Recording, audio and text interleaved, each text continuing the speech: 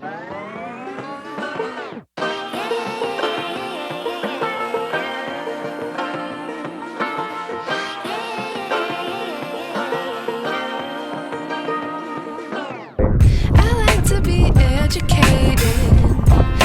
I'm so frustrated. So we're here at Coral Bay Beach. This is the site of Ningaloo Reef.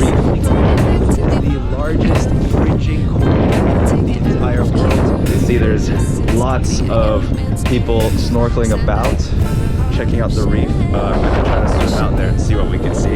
And Ling's gonna watch on the side because she can't swim.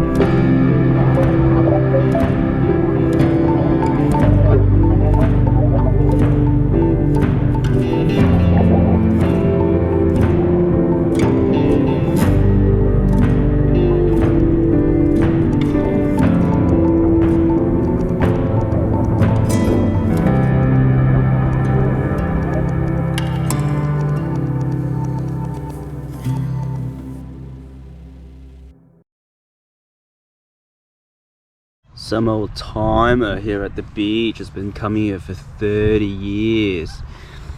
Okay, I'm just gonna drop the accent. Thank you. Yeah, so this old timer on the beach has been coming here for 30 years. I just have to say 30 years like that. He said 30 years ago, this beach, Coral Bay, was very different. The coral that you saw was desaturated, washed out. There were still some fishies around, but 30 years ago was a completely different look. It was more colorful, more vibrant.